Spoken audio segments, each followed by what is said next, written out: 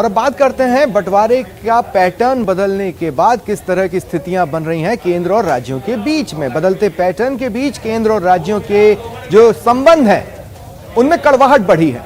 राज्य सरकार का आरोप है कि केंद्र अपनी तो कमाई कर रहा है लेकिन राज्यों को उसका हिस्सा नहीं दे रहा और योजनाओं में भागीदारी भी कम रख रहा है। देखिए बदलते शेयरिंग पैटर्न में कैसे फंस गया है विकास। 5,23,000 करोड़ रुपया पेट्रोल डीजल में टैक्स लगाकर इन्होंने कमा लिया। इतना पैसा तो इनकम टैक्स से नहीं आया, लेकिन आप नियमों में संशोधन करके राज्यों के अधिकार खत्म कर रहे हैं और केंद्र का पैसा राज्यों को नहीं दे रहे।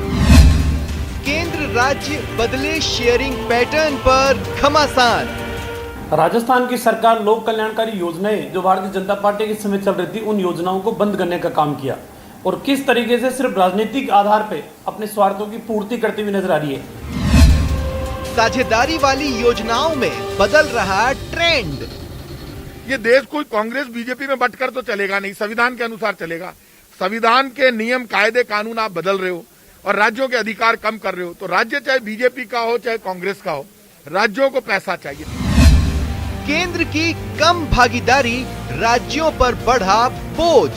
केंद्र और राज्य सरकारों में कभी टकराव नहीं हुआ करते थे। केंद्र और राज्य सरकार में टकराव का बड़ा कारण एक है कि केंद्र सरकार अपना खजाना तो भर रही है, टैक्स अपने हिस्से में सारी ले रही है, लेकिन दे नहीं रही राज्य सरकारों को। यदि ये केंद्र को योजना ला रहा है और 100% पैसा केंद्र खर्च करे तब तो हो सकता है। राज्य सरकार भौगोलिक परिस्थितियों का हवाला देकर जल जीवन मिशन में केंद्र सरकार की हिस्सेदारी बढ़ाने की मांग काफी वक्त से कर रही है। कृषि, सिंचाई, स्वास्थ्य, शिक्षा, सड़क और पानी से जुड़ी कई और योजनाएं हैं जो केंद्र और राज्य सरकार मिलकर चलाती हैं। कांग्रेस का आरोप है कि केंद्र अगर शेयरिंग पैटर्न में बदलाव करेगा तो विकास प्रभावित होगा। केंद्र क्या करता है आजकल? 60% राज्य सरकार, 40% केंद्र सरकार, किसी में 50-50 करता है। केंद्र सरकार पहले 80-20 के रेशो में लाती थी, 20% हम खर्च करते या 10%, 5% हम खर्च करते तो हम कर पाते थे। अब केंद्र सरकार राज्य सरकारों को तंग करने के लिए, परेशान करने के लिए हमारे पास सीमित साधन है। कांग्रेस का आरोप है कि केंद्र के पास आय के कई साधन हैं, लेकिन राज्यों के पास संसाधनों की कमी है। लेकिन बीजेपी की राय इससे उलट है। तो जब आप जीएसटी, टैक्स, पेट्रोल डीजल का टैक्स लेकर लाखों करोड़ रुपया केंद्र सरकार इकट्ठा कर रही है तो पैसा जा कहां रहा है?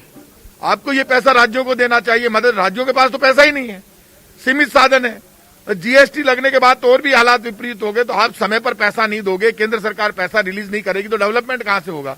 जहां प्रदेश की सरकारें इस बात का रोना रो रही है कि हमारे हिस्से राशि को जो बढ़ा दिया गया है, दूसरी ओर उसको ये भी देखना चाहिए कि सिर्फ और सिर्फ प्रदेश की जनता को अगर लाभ मिल रहा है तो वो भारत सरकार की योजनाओं का ही मिल रहा है, प्रदेश सरकार की योजनाओं का नहीं।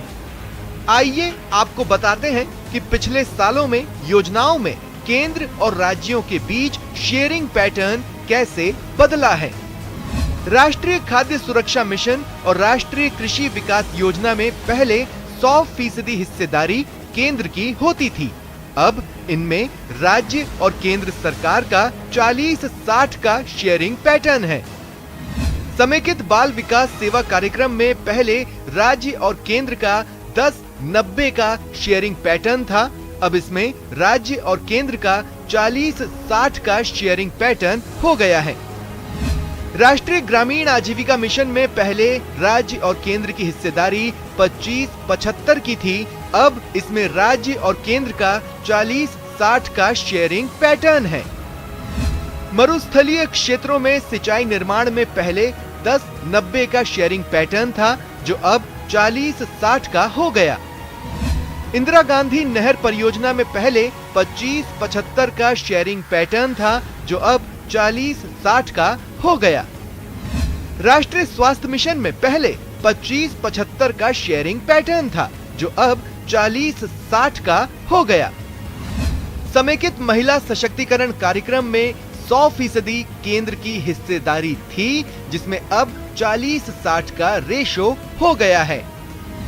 प्रधानमंत्री ग्राम सड़क परियोजना में केंद्र की 100% हिस्सेदारी बदलकर 40-60 के शेयरिंग पैटर्न की हो गई। राज्य सरकार आरोप लगाती रही है कि योजनाओं कार्यक्रमों के शेयरिंग पैटर्न में बदलाव कर राज्य सरकारों पर ज्यादा बोझ डाला जा रहा है। बहरहाल इतना तो तय है कि केंद्र और राज्यों की तकरार में विकास पर असर तो पड़ ही रहा है। दिनेश शर्मा, न्यूज़ 18, जयपुर।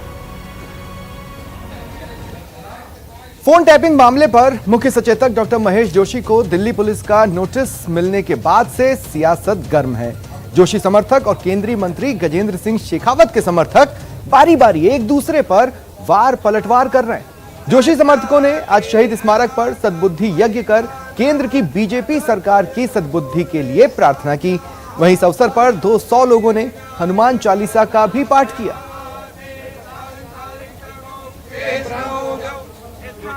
दिल्ली पुलिस का नोटिस मिलने के बाद से सियासत लगातार तेज है। जोशी के समर्थक रोज नए नए कार्यक्रमों के जरिए हल्ला बोल कर रहे हैं केंद्रीय मंत्री गजेंद्र सिंह शेखावत के खिलाफ और भाजपा के खिलाफ।